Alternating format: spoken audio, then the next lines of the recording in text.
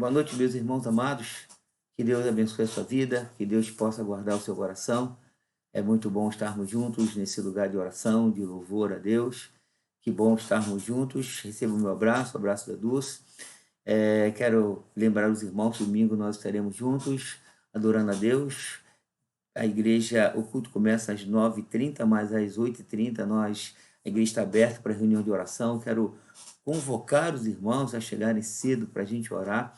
À noite o culto é às 18h30, mas às 17h30 a igreja está aberta. Eu quero convocar os irmãos para que os irmãos estejam conosco, adorando, buscando a presença de Deus, invocando o nome do Senhor. E a gente precisa de oração, a gente precisa invocar o nome de Cristo Jesus. Então, receba o meu abraço, o abraço da Dulce, e é muito bom estarmos juntos nesse encontro. E nesse encontro eu quero estar com os irmãos ainda no capítulo 5 de Efésios.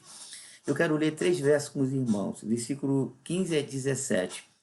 Portanto, que é a conclusão de tudo quanto nós já temos falado, né, que o Paulo disse, melhor dizendo, vede prudentemente como andais, não como necios, e sim como sábios, remindo o tempo, pois os dias são maus. Por esta razão, não vos torneis insensatos, mas procurai compreender qual a vontade do Senhor. Vamos orar. Nosso Deus e nosso Pai, queremos te agradecer, te louvar pelo privilégio que o Senhor nos concede de estarmos juntos nesse encontro. Que a tua boa mão possa estar sobre nós, que nós sejamos tomados de toda a sua plenitude. Fala o nosso coração e encha-nos do Espírito Santo. Seja conosco em Cristo Jesus. Amém.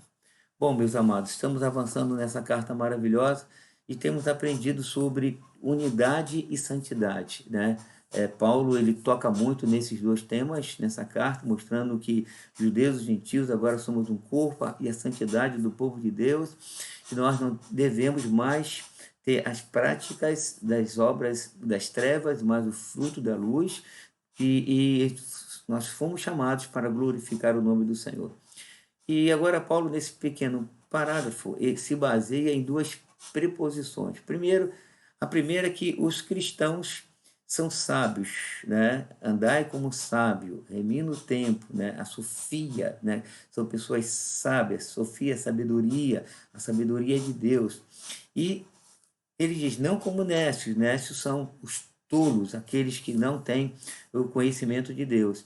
E a segunda é que a sabedoria cristã é uma sabedoria prática, né? Pois nos ensina como devemos nos comportar. Porque existem pessoas que têm o conhecimento, e via de regra, aquele conhecimento teórico, bem colocado, bem ajustado, mas na prática elas são tolas. Mas não é isso que Paulo está dizendo para nós. Mas Salomão, ele enriquece essa ideia dizendo que o princípio da sabedoria é temer a Deus. Então, quando nós tememos a Deus, nós entramos no princípio da sabedoria. E há uma diferença entre o inteligente e o sábio, né? O inteligente ele tem o conhecimento, né? Ele tem as informações. E o sábio tem a prática do viver cristão, ele tem a sofia, ele tem a sabedoria, ele se comporta como alguém de Deus. Então, alguém também disse que a sabedoria, e eu gosto muito dessa definição, é o uso correto do conhecimento. Quer dizer, não só ter o conhecimento, mas ele tem a prática, ele tem o viver. Então, repetindo essa definição, que eu disse que eu gosto muito, alguém também disse que a sabedoria é o uso correto do conhecimento. Essa palavra viver, ela fala de comportamento que tem um conceito de andar. Quando Paulo diz o seguinte, aqui no verso 15, vede, ou melhor, portanto, vede prudentemente como andais, né? Nosso andar cristão não deve ser mais como o mundo, não deve ser mais como a carne, não deve ser mais segundo Satanás. Nosso viver cristão tem que ser um viver com sabedoria, dentro desse princípio que é temer a Deus. Então, o cristão não pode ser mundano, o cristão não pode ser carnal e o cristão não pode ser alguém influenciado por Satanás. Nosso viver tem que ser um viver dentro das Escrituras, tem que ser um viver no Espírito, tem que ser um viver que glorifique a Deus, tem que ser um viver que honra o nome do Senhor. Então, o nosso viver tem que exaltar a pessoa de Deus.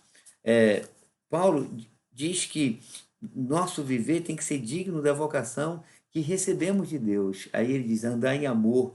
Aí ele diz, como filhos da luz. Estudamos isso no capítulo 4, no versículo 1, capítulo 5, versículo 1, capítulo 5, versículo 8, que é todo o contexto que nós já temos visto nessa carta, como Paulo alinhava esses pontos maravilhosos que nós, como cristãos, devemos viver. Agora, o apóstolo Paulo acrescenta uma exortação mais geral para para nos comportarmos como pessoas sábias que ele nos dá crédito em sermos, né? Como ele disse, vede prudentemente como andais, não como nécio, né? E sim como sábios. Então, nós temos que andar como sábios. O nosso comportamento tem que ser um comportamento com sabedoria. Então, quando nós olhamos assim, eu tenho uma frase que eu também gosto muito, que é a seguinte: tudo quanto vale a pena fazer requer cuidado. Quer dizer, precisamos ter cuidado em servir a Deus, devemos ter cuidado na nossa família, devemos ter cuidado em todos os aspectos que são importantes na nossa vida, e tudo que vale a pena requer cuidado. O que não vale a gente faz de qualquer maneira, e a gente faz sem preparo nenhum, a gente sai fazendo, mas o que vale a pena requer cuidado. Assim como cristãos, devemos ter cuidado com a nossa vida cristã. Então, esse cuidado não significa somente orar e ler a Bíblia, né? Que orar e ler a Bíblia são os dois princípios, dois pilares básicos que o cristão deve viver, mas também nós devemos ter cuidado com toda a amplitude da vida, como, por exemplo, família, como nós tratamos na nossa família, como nós, vamos dizer assim, nos comportamos no dia a dia com a nossa família, precisa ser com sabedoria, como nós nos comportamos com a nossa vida financeira, que precisa ser com sabedoria, com a nossa vida física. Tem doença que não pede licença, né? Ela entra sem pedir licença, mas tem doença que é convidada quando nós comemos qualquer coisa, quando nós dormimos mal, quando nós não nos exercitamos, né? Enfim, é como que a gente estivesse convidando a doença para entrar. Então, nós precisamos nos proteger, né? Então, eu preciso proteger o meu relacionamento familiar. Porque aqui, quando Paulo olha, diz esse texto, ele diz: vede prudentemente como andais. Nesse sentido prático da vida cristã, então eu tenho que proteger meu relacionamento familiar, porque ele está ligado diretamente à minha vida espiritual. Pedro disse: se eu tratar minha esposa mal, Deus não ouve a minha oração. Paulo também diz em Efésios que preciso tratar minha esposa como, amar a minha esposa como Cristo amou a igreja. As mulheres devem ser submissas aos seus maridos. Enfim, nós precisamos ter um relacionamento saudável para que, protegendo a nossa família, a gente protege a nossa vida espiritual, porque há uma ligação direta, né? Não tem como eu desconectar a minha família, o meu relacionamento com o Dulce, da minha vida familiar. Eu preciso proteger também a minha vida financeira, porque a minha vida financeira também está ligada diretamente à minha vida espiritual. Existem pessoas que são descontroladas, existem pessoas que são gastonas, existem pessoas que não fazem contas, né? Que a conta nunca bate, que gasta demais e fica endividada, fica com o nome sujo. E aí Paulo diz: vende prudentemente como andais, não como nécio. Então tem pessoas que são nécias no relacionamento familiar, são nécias na sua vida financeira, e são pessoas descontroladas, endividadas, e que dá nó na sua cabeça. E aí eu preciso voltar para as escrituras e dizer: eu preciso ser prudente. Eu preciso ser prudente em tudo que eu faço, né? Orar a Deus, pedir sabedoria a Deus, para que eu possa me conduzir, né? Ah, mas eu não sei. Ah, Deus ensina. Ah, eu sou incapacitado, Deus capacita. Ah, eu não sei fazer, Deus ensina. Deus é maravilhoso, Deus é aquele que nos inspira, que nos ilumina, que guarda o nosso coração.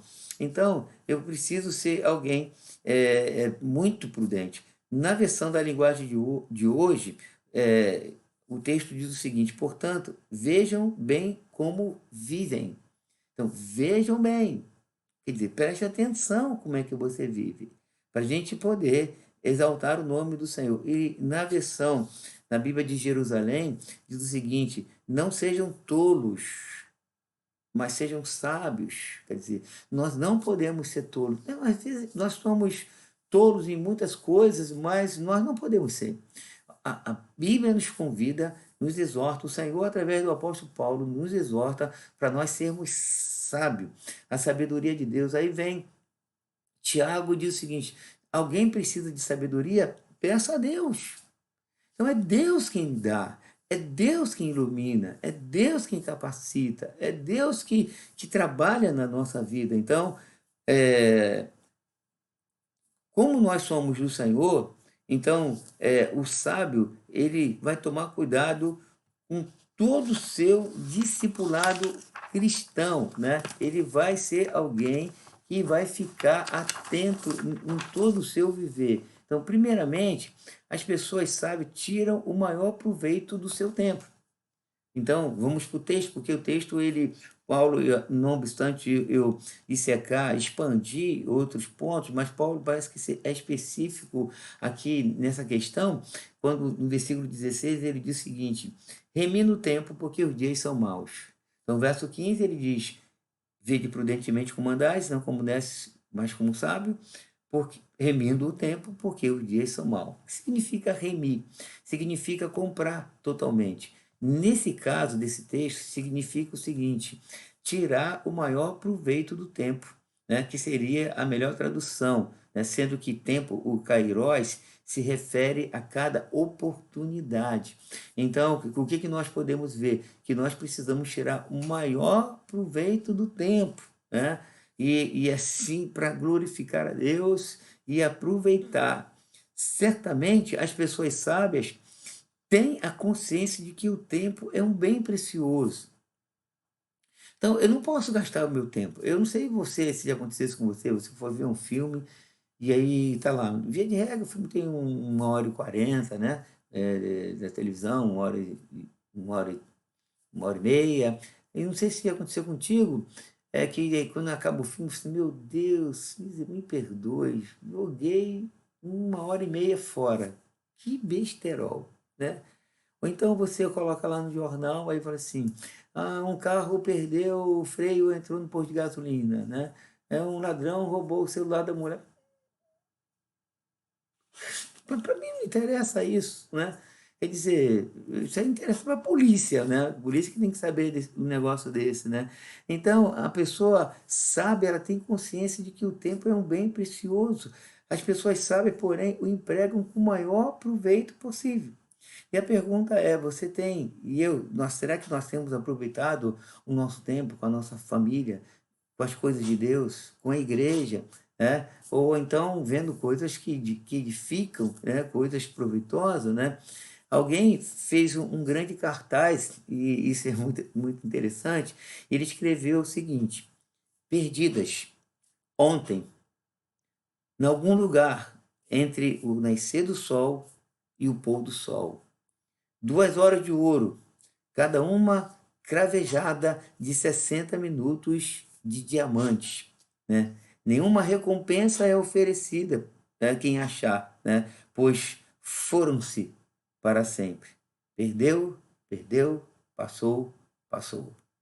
Você já ouviu essa frase assim: se eu pudesse voltar, eu faria diferente, né? E não dá para voltar.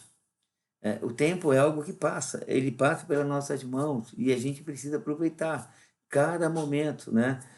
Não viver paranoico: oh, meu Deus, agora o que eu vou fazer nesse 1 minuto aqui? Jesus, não posso perder esse 1 minuto, né? Não é isso que Paulo está dizendo. Paulo está dizendo para a gente remir o tempo, tirar proveito do tempo, né? E proveito do tempo, a gente ora, a gente lê, a gente ri, né? A gente cozinha, a gente trabalha, a gente passeia, a gente conversa, a gente vive, a gente caminha, a gente nada, a gente está tirando proveito do tempo, né? Coisas que vão dizer, fazem bem, coisas que edificam, coisas que são proveitosas de fato, né?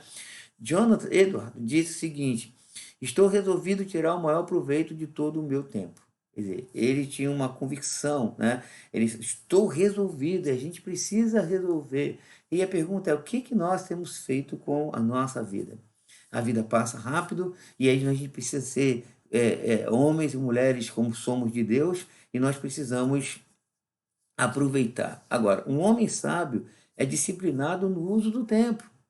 Nós precisamos ser disciplinados. E tem pessoas que são indisciplinadas, não tem assim uma conduta, né, repetitiva, porque disciplina fala de repetição. Não tem, vamos dizer assim, alguém que diz: "Eu sou disciplinado", e não tem repetição. E cada um tem o seu jeito de se disciplinar. Então, existe pessoas, por exemplo: "Ah, eu não gosto de repetição, não gosto da mesma coisa". Tem gente, por exemplo, até de viagem.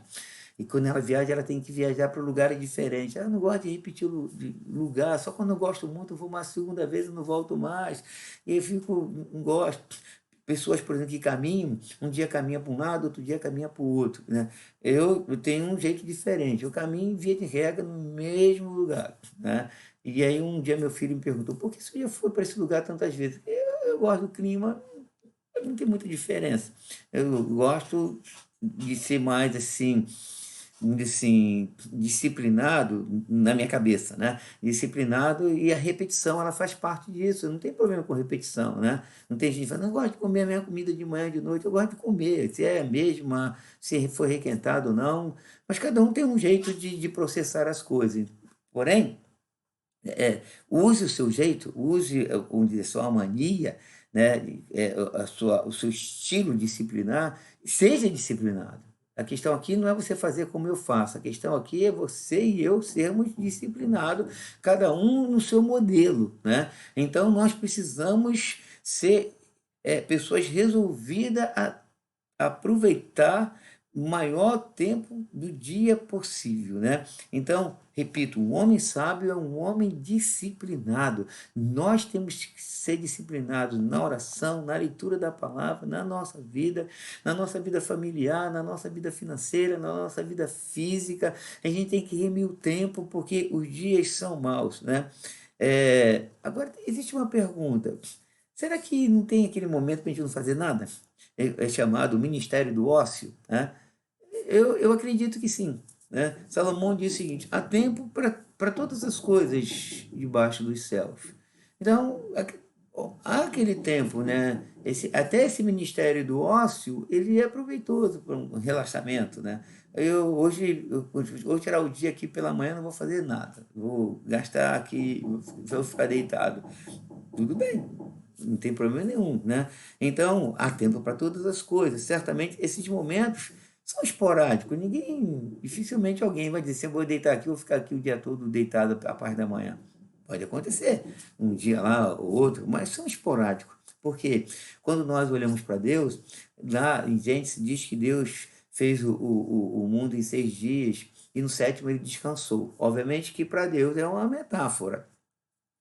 Mas ele manda o homem descansar no sétimo dia, e não é uma metáfora, é descanso físico, literal mesmo, né. Então, Deus manda, por exemplo, plantar a terra durante 6 anos e no sétimo ano descansar a terra. Então, a gente olha para as escrituras, a gente vê assim Deus falando para nós o seguinte: "Olha, tire um tempo para você". Mas isso não significa que ele deve ser gasto de qualquer maneira, ele tem que ser gasto em coisas proveitosas. Mas é aquele tempo para nós, né, eu não vou trabalhar, hoje estou de folga, é feriado, ou estou de férias, enfim, né, e vou tirar para nós, porque a gente precisa, a mente precisa, o corpo precisa, tudo precisa, mas isso tudo, como nós somos do Senhor, tudo pensando no reino de Deus, canalizando as nossas forças. "Ah, vou tirar as férias, vou renovar as minhas forças para eu voltar menos estressado, para eu poder orar melhor, para eu estudar melhor, para eu ler melhor, eu me sentir melhor", porque quando a gente está melhor, quando a gente está mais descansado, a gente tem uma capacidade de orar mais, de concentração, de leitura maior, porque a gente muito cansado, a gente se concentra menos, a gente fixa menos. Então, esse descanso, ele é um descanso proveitoso, proveitoso para o reino, proveitoso para a vida. Talvez você esteja eh fatigado, estressado, precisando de férias, né. Eu estou precisando de férias, né. Muitos estão precisando de férias, né.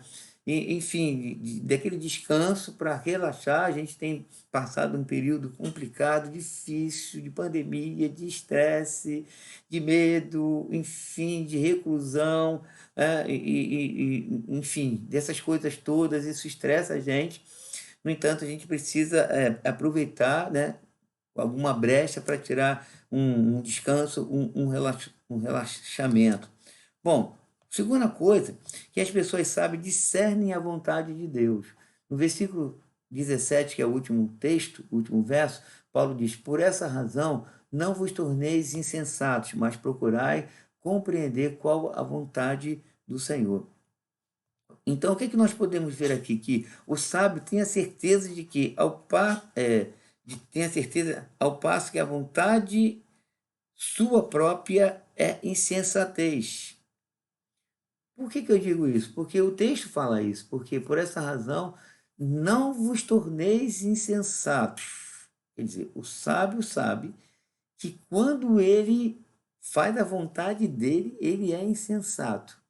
Para ele ser sábio, a gente volta para o texto, mas procurar e compreender a vontade do Senhor. Então, nesses 3 versos, a gente vê insensatez e sabedoria. A gente vê esse contraste, a gente vê Paulo fazendo esse paralelismo, né, entre uma coisa e outra. Então, quando nós fazemos a nossa vontade, nós somos insensatos. Mas quando fazemos a vontade de Deus, nós somos sábios. Aí vem Salomão mais uma vez e nos ajuda nisso. Ele diz o seguinte: há caminho que o homem parece direito, mas ao final é caminho de morte. Quer dizer, há caminho que o homem parece direito, significa que o homem tirou a conclusão, quando ele faz a vontade de Deus, não, é isso que eu tenho que fazer, é isso que eu quero, né? Às vezes a gente fala assim, não, é isso que eu quero, né? Eu tenho convicção do que eu quero. Então, quando a gente tem convicção do que a gente quer, pode ser até, assim, muito bom em algum aspecto. Em que aspecto? Quando esse meu querer está em harmonia com a vontade de Deus. Aí sim, mas quando eu faço o que eu quero, é isso que eu quero, e aí eu estou violando a vontade do Senhor, eu não estou sendo uma pessoa sábia, estou sendo uma pessoa insensata, estou sendo uma pessoa imprudente, eu vou sofrer com essa minha decisão, uma decisão que não vai me fazer bem. E aí eu preciso, vamos dizer assim, compreender qual é a vontade de Deus para a minha vida. E nesse aspecto, qual é a experiência que eu tenho nesses anos no Evangelho que eu tenho? Que eu preciso orar muito, eu preciso buscar a Deus muito, em todos os aspectos da minha vida. Quando eu viajo, quando eu compro, quando eu vendo, quando eu prego, enfim, como eu devo cuidar da minha família. Eu preciso, quando eu vou fazer qualquer negócio, eu preciso compreender qual é a vontade de Deus. E o Senhor me ajuda, o Senhor me ilumina.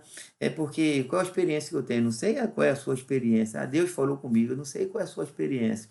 Mas eu não sei quantas vezes, vamos dizer assim, Deus falou comigo audivelmente, né?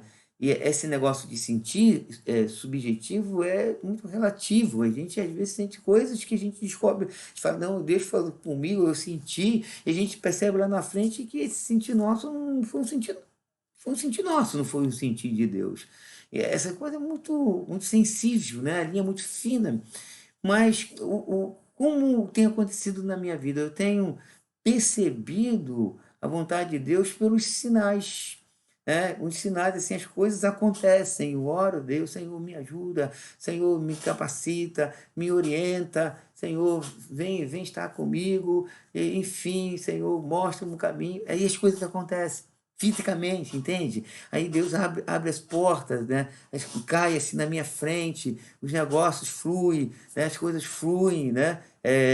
No momento de Deus, obviamente, né? A gente vai orando, as coisas acontecem. Então, eu preciso ser um homem que eu preciso compreender qual é a vontade de Deus. Então, de repente, Deus trabalha com você de modo diferente, né? Não existe um padrão, né? O que eu falei com vocês, que acontece comigo, não é padrão, é algo que é uma experiência própria, e talvez com você seja diferente, mas não importa, o importa é que a gente compreenda a vontade de Deus, importa que a gente ore e a gente compreenda para que a gente não seja insensato. Então, o que que nós podemos perceber aqui nesses três versos? Que a sabedoria só é achada na vontade de Deus e nem em outro lugar. Porque a vontade de Deus é boa, a vontade de Deus é perfeita, né? A vontade de Deus é maravilhosa. Então nós precisamos, quando nós encontramos a vontade de Deus, nós encontramos a sabedoria. Tipo assim, Jesus no Getsemane, ele estava lá, ele ia para a cruz, ia provar a ira de Deus, do Deus justo, né? E aí ele diz, pede ao Senhor que, Senhor, se possível for, afaste de mim este cálice, mas senão que se cumpra a sua vontade. Lucas, né, 22:42. E o que Jesus estava mostrando, fazendo ali? Ele veio para uma missão e ele não poderia abortar a missão. Se ele abortasse a missão, ele seria insensato. Aí alguém fala assim, mas ele não poderia abortar a missão. Como homem, ele poderia abortar a missão. Ele foi tentado muitas vezes por Satanás para que a missão fosse abortada. Se ele ora desse jeito, ele, se possível for, passe de mim este cálice. Ele estava orando. Se não fosse possível, ele não oraria, né, como homem, mas ele ora como homem.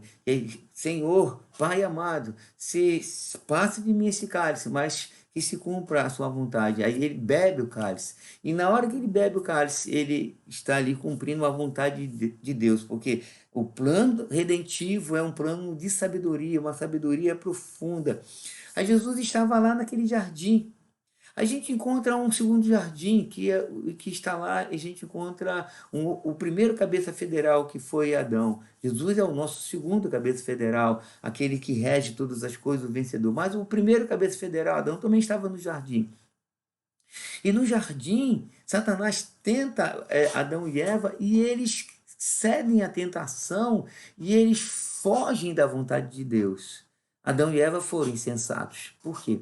Porque eles não oraram, eles não buscaram a vontade de Deus, eles fizeram a vontade própria e a vontade de Satanás. E quando Adão e Eva fizeram a vontade própria e a vontade de Satanás, eles estavam sendo insensatos. Eles não remiram o tempo, eles não aproveitaram a oportunidade para dizer não a Satanás. Eles foram displicentes, foram descuidados, e esse descuidado levou nossos pais à tolice, e aqui nós estamos bebendo dessa água, né? Da insensatez de Adão e Eva. E graças a Deus por Jesus, agora nós estamos em Cristo Jesus, mas nós estamos numa guerra, né, entre a sabedoria e a insensatez, né? Tolice e a prudência. Mas nós somos do Senhor, o Espírito Santo está nos chamando à sensatez, o Espírito Santo está nos chamando à prudência, o Espírito Santo está nos chamando a nós sermos homens e mulheres que vivam e façam a vontade de Deus em Cristo Jesus. Logo, irmãos, nós não podemos abaixar a guarda, nós precisamos buscar a vontade de Deus. Logo, nada é mais importante na vida do que descobrir a vontade de Deus, né? A gente volta para o texto, Paulo diz, por essa razão, não vos torneis insensatos, mas procurai compreender. Esse verbo procurar é um verbo interessante. Quer dizer, o que Paulo está dizendo é o seguinte, que a vontade de Deus nem toda hora está assim clara para nós. Obviamente, às vezes, quando a gente fala de vontade de Deus, existe uma vontade geral, né? E essa vontade geral é uma vontade revelada nas Escrituras. Então, a gente tem as Escrituras e Deus revela a sua vontade. Mas existe vontade específica, como, por exemplo, devo mudar de emprego? Bom, você não vai encontrar isso no Evangelho, né? Você que está lá trabalhando naquela mercearia, mude para o supermercado. Você não vai encontrar isso nas Escrituras, né? Assim, vou me casar com quem? Quem vai ser a minha esposa? E essa pergunta, vou me casar com quem? É uma pergunta que eu fiz quando eu era adolescente, sentado no muro da minha casa, com quem eu vou me casar? Eu ficava pensando com quem eu ia me casar, ficava pensando como seriam os meus filhos, né? Fazia isso lá na minha adolescência. Então, hoje, você jovem que está me ouvindo, né? Vou me casar com quem? É uma vontade específica.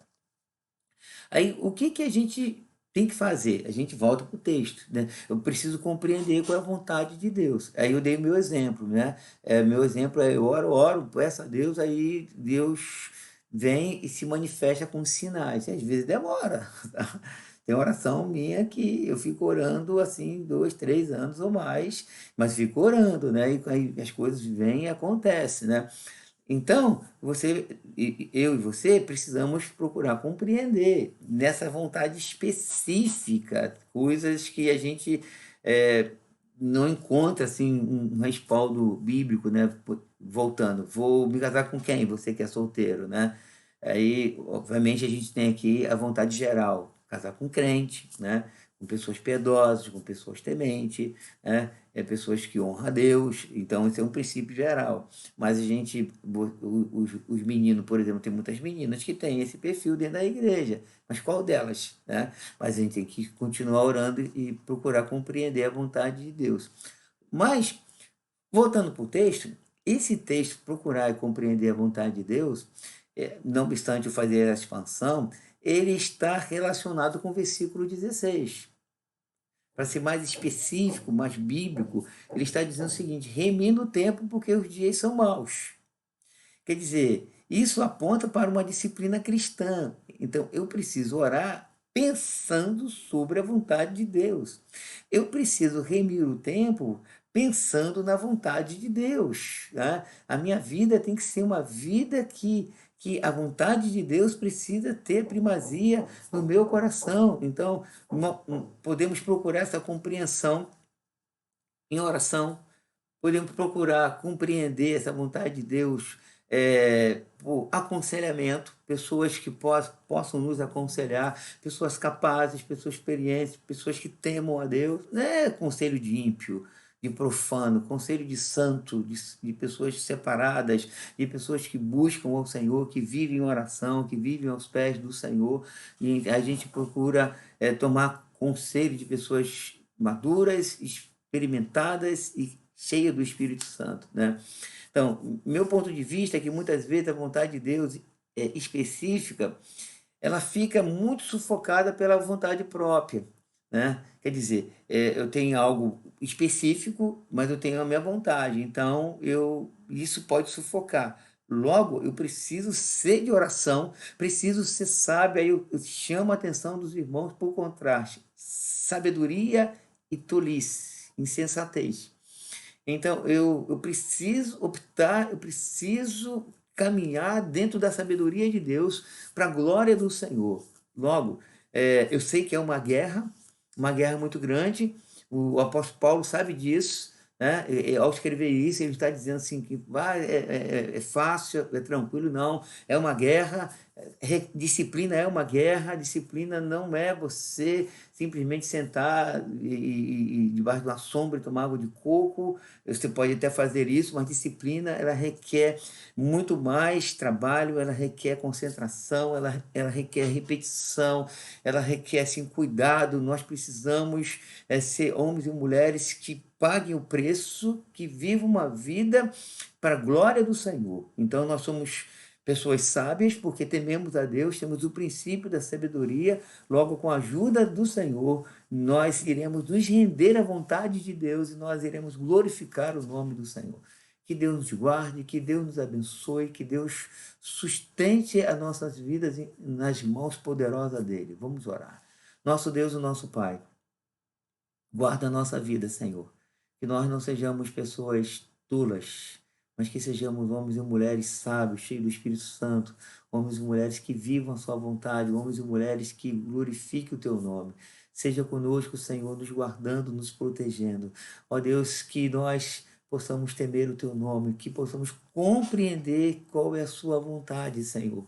Que possamos remir o tempo, Pai, aproveitar as oportunidades da nossa vida, ser homens e mulheres disciplinados, Senhor, homens e mulheres que, ó Deus, vivam na sua presença e que glorifiquem o teu nome.